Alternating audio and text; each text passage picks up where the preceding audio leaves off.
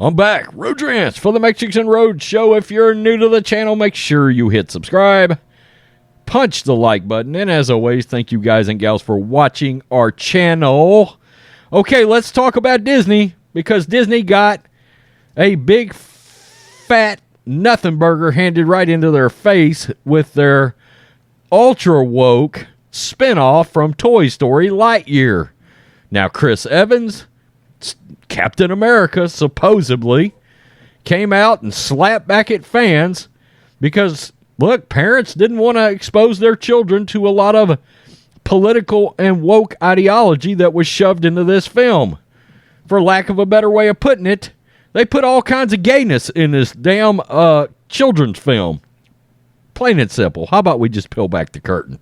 And because of that, to be honest with you, this movie just fucking flopped. I mean, it flopped. It fell off the face of the earth. And they expected this movie to do about $30 million more opening weekend. And I mean, Jurassic World destroyed it. And believe it or not, Tom Cruise, Top Gun, in its fourth weekend, actually sort of flirted with beating this movie. In its fourth weekend. This movie's just opening. Well, it probably should have went straight to Disney Plus. Disney's big gay Lightyear is the latest woke box office flop. Lightyear, the latest piece of child grooming media from the predators at Walt Disney, Breitbart pulls no punches, is looking like a box office catastrophe, which is only a surprise to those that don't live in the real world. Gee, what did you think was going to happen when you add some high-profile homosexuality to a kids' movie? I'll tell you what happens. The latest chapter of the most iconic and beloved animated franchise of all time not only crash lands with a pathetic $51 to $55 million opening, it comes in second behind the second weekend of Jurassic World Dominion. Good job, Disney. Well done. Well, let's just go over, because this is the latest update, and this will be very close to the final figures that Deadline rose in with. In Saturday matinee brawl at the box office between Disney, Pixar, and, of course, Universal Dinosaurs, the prehistoric beast wins. Industry estimates show Jurassic World swallowed up Saturday over Lightyear, $21.8 million to $15.7 million. Lightyear will be lucky to hit $50 million for 3 days. They thought this movie would do $85 million. Wow. Wow. If it has a robust Father's Day, as Dominion will also steal the Friday through Sunday frame with $58.3 million. And now it's actually only just a few percentage points behind Fallen Kingdom at this point. All in, the 4-day holiday, Dominion is looking at $67.6 million. This will put Colin Trevorrow's directed, co-written, and produced sixth Jurassic title at $258.7 million, 6% behind Fallen Kingdom for 11 days. Seriously, a mind-boggling result here given the great diagnostics on Lightyear. This is where the mainstream media is trying their hardest to save this shit. I mean, they are really, and Deadline's woke as hell. They are trying their best to save Disney's face and all of this identity politics nightmare that Disney has created, and just the entire thing of wrapping their brand around this alphabet ideology. Okay, now keep in mind, just some quick figures for you, like roughly 3% of the population is actually gay, and like 1% is actually trans. That's a big-ass piece of the pie to alienate when it comes to making your products. I mean, that's 97% where I come from that is not part of your actual lifestyle ideology that you're trying to push on children. And the other thing that we haven't talked about in this is the fact that they never asked Tim Allen to come back. That's the other thing. I mean, Patricia Heaton came out the other day and said that they essentially castrated this character because they didn't ask the actual voice of Lightyear to come back and be Lightyear. And we know why they didn't ask Tim Allen back. He's a conservative. He's one of the few open conservatives in Hollywood. Hell, if it wasn't for shows like Last Man Standing, he wouldn't have worked in years and years, okay? But somebody actually got behind him and let him make a show where there was actual family values in the show. Now, while we're here, we might as well talk about Top Gun Maverick. The Tom Cruise Picks fourth weekend stands at $43.1 million, which is the third best fourth weekend ever.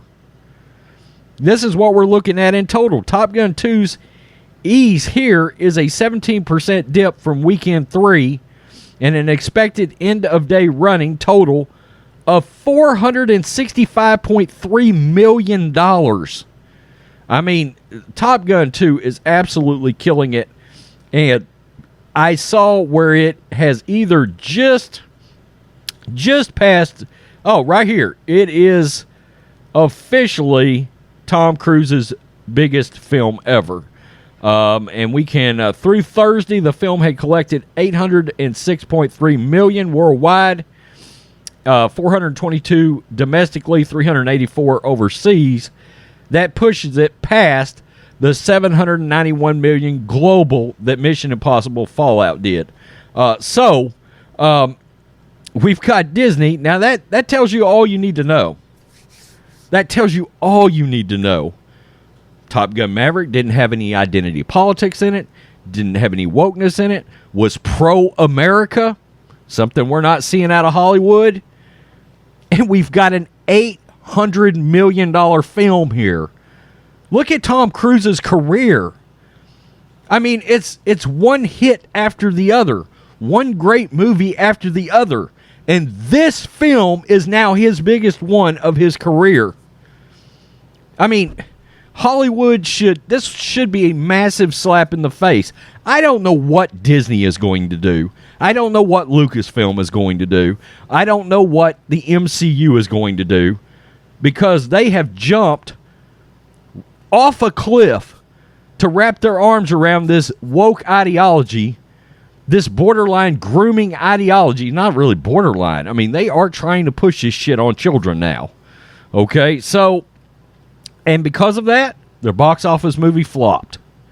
Right here. I mean, when you're $35-40 million light on your box office in the first weekend, your movie is a dud. It is a flop. It is a disaster. That is going to be, look, potentially $100-200 million less overall over the overall span of the movie's life. And on top of it, this movie will not play in China. This movie will not play in the Middle East, because they don't allow that shit on their screens, which is hilarious because they've kowtowed to China I don't know how many times.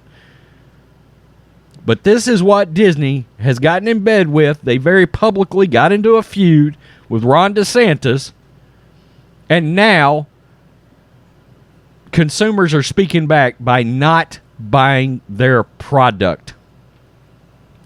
Very telling. Top Gun versus Lightyear, Disney.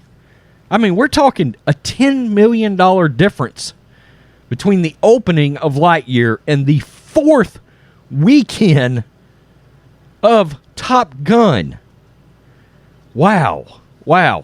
The problem is you got people like Bob Chapek. You've got people like Kathleen Kennedy. This is not going to change at Disney without a severe house cleaning. A severe house cleaning of their bullshit. Even CNN's heads have come out and said, we're not doing any more partiality towards the Democratic Party. Now, I don't know that that's really going to happen, but you have seen some swipes at that side of the aisle. Something's got to change. Hollywood's going to have to wake up because people are just done with their bullshit. And people will come on there and act like, oh, no, you know, they'll consume and they'll still make plenty of money and blah, blah, blah. Yeah, but do they really want to make 40% of what they could have made? Maybe. Maybe they're willing to tank to push their political bullshit out there. That's bad business. But they hate capitalism supposedly anyway, right? I don't know. Tell me what you think, Matrix and Roadshow fans.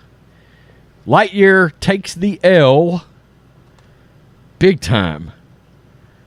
I mean, gets the shit kicked out of him by a bunch of dinosaurs and nearly loses to Top Gun in its 4th weekend. Wow. Peace. I'm out. Till next time.